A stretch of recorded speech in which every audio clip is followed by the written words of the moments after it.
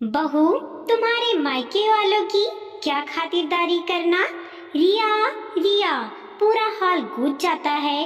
रिया एक पैर पर दौड़ती हुई आती है। उसकी सांस फूल जाती है। जी मम्मी जी, आपने बुलाया? हाँ, कल मेरे मायके से मेरे दोनों भाई और भाभियां आ रही हैं। अपने मामा ससुर और मामी सास की अच्छे से खातिरदारी करना। तुम अच्छे से नाश्ता और खाने की तैयारी कर लेना। शारदा देवी ने कहा। जी मम्मी जी, रिया ने कहा और अपने कमरे में चली गई। अभी कुछ दिनों पहले ही रिया की सौरभ से शादी हुई थी। रिया संस्कारवान और अच्छे स्वभाव वाली लड़की थी। उसने ससुराल में आते ही सबका दिल जीत लिया था। कुछ ही दिनों में वो घर में रच बस गई थी। घर की रसोई भी अच्छे से संभाल ली थी। घर में सास ससुर सौरभ और रिया ही थे। बड़ी ननद सालू की शादी हो चुकी थी। कमरे में जाकर रिया ने सोचा, ऐसा क्या बनाऊं कि सबको पसंद आए, सास के मायके वालों पर भी अच्छा प्रभाव पड़े और उसे सबका प्यार मिल जाए। रिया सुबह जल्दी उठ गई और उसने नाश्ते की तैयारी कर ली। भरवा, कचौरी और दाल का हलवा बना लिया। 9 बजे करीब सास के मायके वाले आए तो उसने आते ही चाय चढ़ा दी और गर्मा गर्म कचौरी और हलवे से मुस्कुराकर स्वागत किया। शारदा देवी अपने भाई और भाभी से मिलकर बहुत खुश थी। वो अपनी बेटी के लिए लड़का देखने आए थे। दोपहर तक सबके लिए खाना बना दिया। 2 सब्जी, दाल, रायता, सलाद, मिठाई और गर्मा गर्म पूड़ियाँ खिलाकर सबका दिल जीत लिया। रिया बड़े ही अपनेपन के साथ सबका ख्याल रख रही थी। शाम को लड़के वालों को घर पर ही बुला लिया और वही देखने की रस्म हुई। बड़े मामा जी और मामी जी को लड़का पसंद आ गया और रोका हो गया।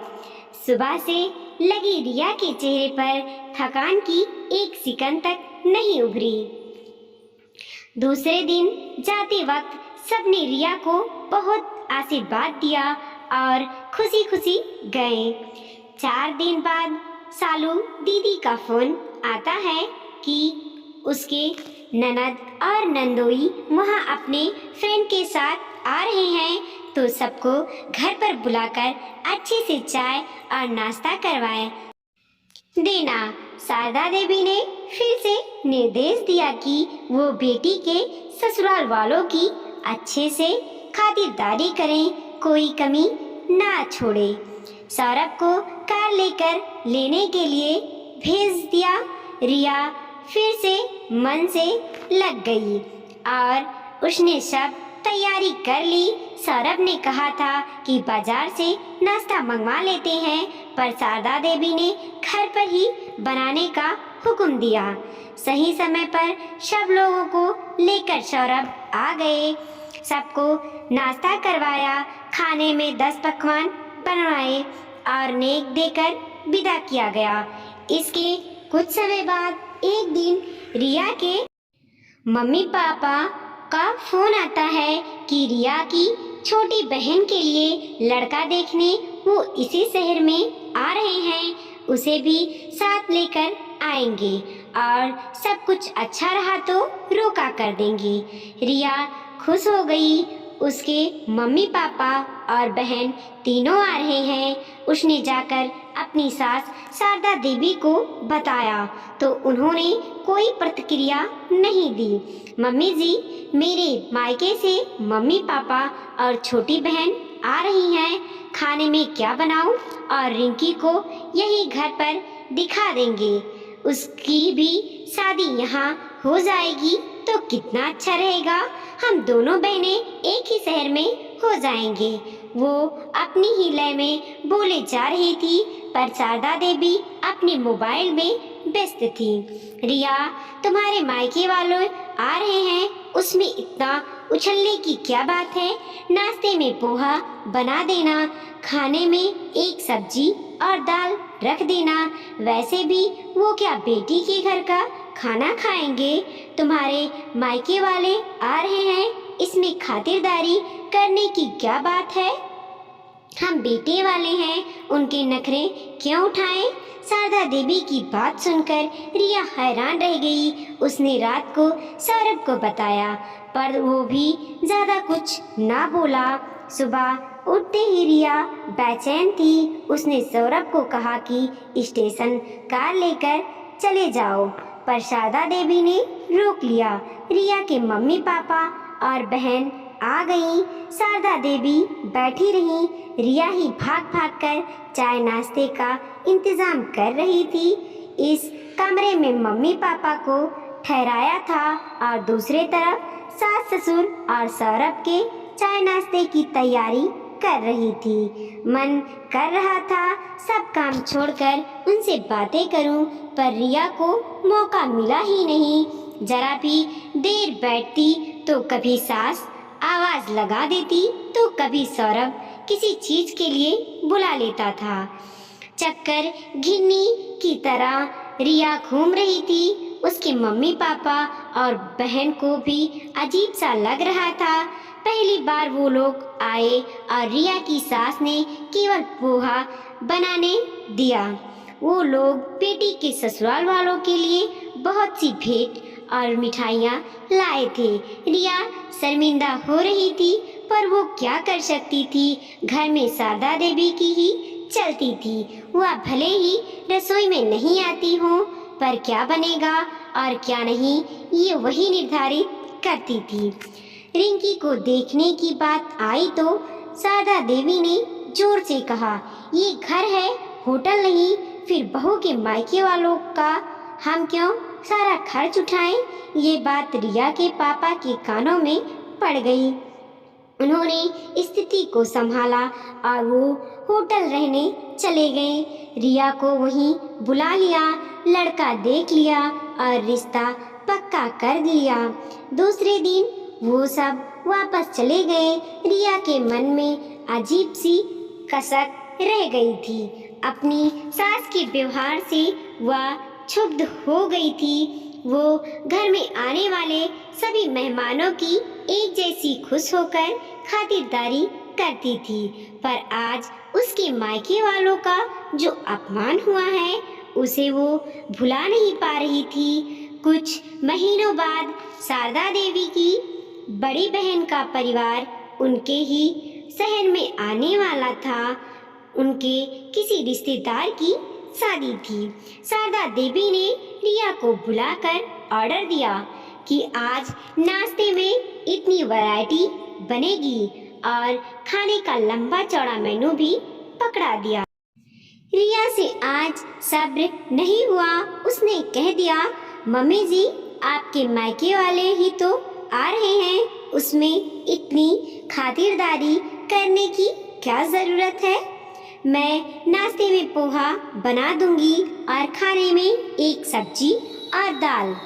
मायके वालों की भी क्या खातिरदारी करना? वैसे वो आपकी बड़ी बहन है तो छोटी बहन के घर का खाएंगी क्या? और जब शादी में आए हैं तो शादी के घर में रुके। हमारा घर आखिर घर है, कोई होटल तो नहीं है जो वो यहाँ आकर रुकेंगे। रिया की बात सुनकर शारदा देवी का पारा चढ़ गया। रिया, ये क्या कह रही हो? जरा भी तमीज नहीं है? मेरे मायके वालों के लिए तुम ऐसे कैसे कह सकती हो? जब हम जानते हैं तो वो भी पूरी खातिरदारी करते हैं, तो हमारा भी फर्ज बनता है हम उनकी खातिरदारी करें। मम्मी जी, क्या सिर्फ आपके मायके वालों को ही खातिरदारी करवाने का हक है? मेरे मायके वाले भी तो आप जाते हो या मैं और सौरभ जाते हैं, वो पूरी खातिरदारी करते हैं। आपके मायके वाले और मेरे मायके वालों में क्या अंतर है? आप भी इस घर की बहू हो और मैं भी। मैं आज अपनी बहन की शादी की शॉपिंग के लिए जा रही हूँ। आप ही अपने मायके वालों की खातिरदारी करो जैसी करनी हो। ये कहकर रिया पर्स उठाकर बाहर चल दी। दरवाजे पर शारदा देवी की बहन का परिवार खड़ा था। रिया उन्हें प्रणाम करके चल दी। शारदा देवी बहन को देखते ही रोने लगी। जीजी, देख रही हो, ये आजकल की बहुएं सास का जरा भी सम्मान नहीं करती। कह रही थी कि आपके मायके वाले आए हैं, आप खातिरदारी करो और शॉपिंग के लिए चल दी।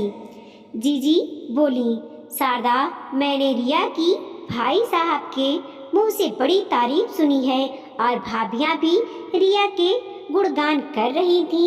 जरूर तूने ऐसा कुछ किया होगा जो उसके दिल को चोट पहुंची है।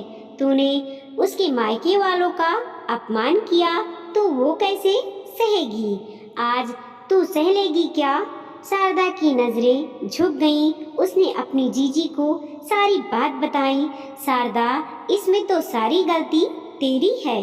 वो कब तक सहती? तुझे उसके मायके वालों का पूरा सम्मान करना चाहिए था। उनकी अच्छे से अच्छी खातिरदारी करनी चाहिए। जब तुम लोग जाते हो तो वो भी तो अच्छे से खातिरदारी करते हैं। आज उसने मना किया तो तुझे गुस्सा आया।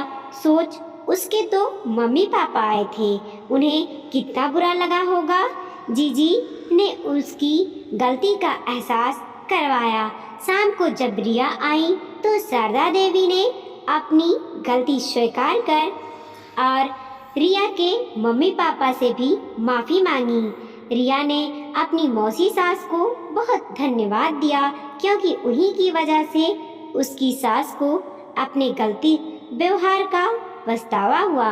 मौसी सास चाहती तो और आग में घी डाल सकती थी, पर उन्होंने बड़ी बहन होने के नाते छोटी बहन को सही दिशा दिखाई।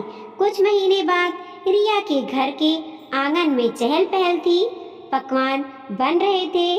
रिया अपने छोटे बहन रिंकी को तैयार कर रही थी। आज उसी के घर पर रिंकी की गोद भराई थी। शारदा देवी समधन और समधी जी की खातिरदारी में लगी हुई थी। उनके मान मनोहर में लगी हुई थी। रिया आज बहुत खुश नजर आ रही थी। दोस्तों, अक्सर मैंने देखा है बहू के मायके वाले आए तो उनकी खास खातिरदारी नहीं की जाती है और बहू से अपेक्षा की जाती है कि वो हर आने वाले की अच्छे से मन से खातिरदारी करें। वीडियो को लाइक कीजिए, कमेंट कीजिए और अपने दोस्तों के साथ जरूर शेयर कीजिए। चैनल पे नए हैं तो प्लीज़ सब्सक्राइब कीजिए और देखते रहिए मोटिवेशनल स्टोरी।